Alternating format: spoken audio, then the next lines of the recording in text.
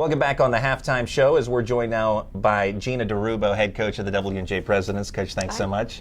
Now, the Presidents off to a 9-5 start, winning start to the season yet again, and 4-2 in the PAC. Give us your take on where the team's at this point. Well, I intentionally made a really difficult schedule at the beginning of the year. I did panic a little bit, thought maybe I made it too difficult, but we came out of it really strong. I thought we had a really good start to the season. I think our biggest issue is just kind of being more consistent from game to game and within the same game. But we beat some really good teams early, and we kind of feel really good about where we're at right now. And in the last game, prior to today's broadcast with W&J visiting Bethany, Lauren Gilbert, 40 points at Waynesburg. And coming off a knee injury, what does that say about her in kind of, well, number one, she's a great player. She scored 40 points. That ties the W&J school record, single game record. But also, as far as her rehab and where, how far she's come. Yeah, I mean, speaking from experience going through it with my own daughter, I have a whole new kind of perspective on what the mental side of that injury is like. I think that's the bigger hurdle to get over is the mental piece. So early in the year, we're trying to limit her minutes, even though she told us not to. You got to kind of go with what you know. So I do think it's just scary. You're unsure of how you feel physically. The stamina, I think, needs time to adjust. So I think she's getting there. I mean, 40 points is a lot of points. She has struggled a bit, though, shooting the ball. Part of it probably is endurance. A lot of her shots fall short, but Saturday was pretty impressive and very fun to watch, actually. I turned around, looked at Erin, and I'm like, how many points does she have?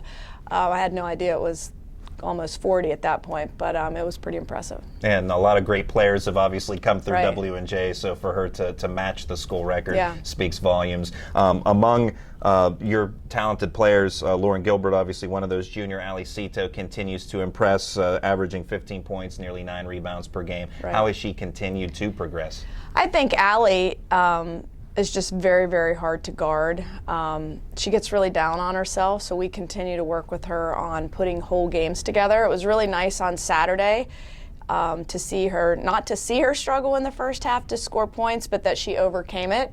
Oftentimes, Allie will have a really big first half and maybe not a second half. It's not very often that's reversed because she gets frustrated with herself. So Saturday, she didn't score a lot of points early and then came out and had a really, really big second half. So I think for her, kind of staying consistent within her game, I think is really important for her and a place she still needs to continue to grow. Junior forward Maria Lawhorn, another tough junior forward for your team along with Allie, and she had a great game last year, the PAC semifinals against Grove City, a game that we had here on the PAC Sports Network. And how much of an asset is Maria on the inside? Well, she's just really hard to guard. We kind of joke with her, she's got 101 moves on the block. Sometimes she tries to use them all at once, but she's very hard to guard. She's really crafty, gets herself to the foul line very frequently, and again, I think consistency has been her issue. But Saturday, she didn't score a lot of points, but she played really well. She had 10 rebounds. She played good defense. So it's not always about scoring points. There's other ways to contribute in the game. And I think she's really upped that piece of her game this year. She's a better defender. She's a better rebounder, which I think is really important. A great junior class for your team, and another junior that stepped up as of late is Hannah Johnston. She scored in double figures in 4 of the last 6 games. What's the reason for her recent surge? Well, I think Hannah has struggled with confidence, which is finally a place where she feels good about how she's playing. We've, for years, 2 years, have been asking her to score more and do more, and now I think she finally has the confidence to do that. It's never been a skill issue. So now I know she knows she can actually get the job done. She's been really consistent for us. She plays on both ends of the floor, good rebounder, smart player, so she's really playing well right now. And rounding out your starting lineup is Alina McDaniel. What does she add to the team? Alina's just a monster athlete. I mean, she does some things on the court athletically that are really, really impressive. And she had a 29-point game. She is continuing to work on her perimeter game, but she's got a really nice drive, very athletic, plays good defense. She's going to have a really nice career here.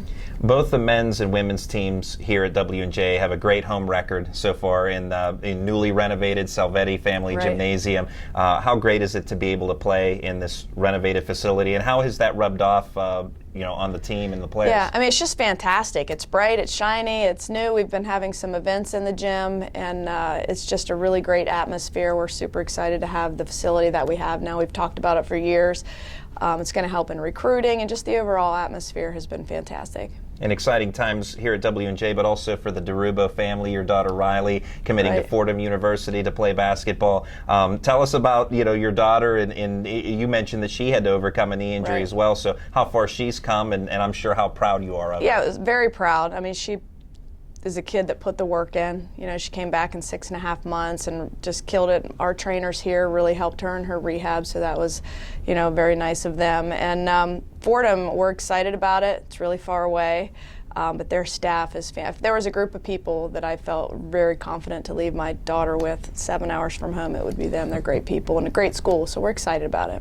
As always, high aspirations for this W&J team. What does your group need to do to continue its progression and have a strong second half and make another run to the PAC championship? Well, we talked about, even back at the St. Vincent game, the first conference game of the season, which is a big game for us. We've been battling out for a couple years, is that I said to them before the game, if we win this game today, we didn't win a conference championship. If we lose the game today, we're not losing the conference championship. It's a long season for a reason. We need to make sure that we continue to get better every day and start building and have momentum going into February. So that's kind of where our focus is, that, you play a very long season for a reason. The championship isn't lost or won in a game, So we're hoping to keep, building momentum and getting better, that we're playing our best basketball at the end of February. That's W&J head coach Jina DeRubbo. As always, thanks so much for your time. Thank you. We'll have more coming up next on the PAC Sports Network.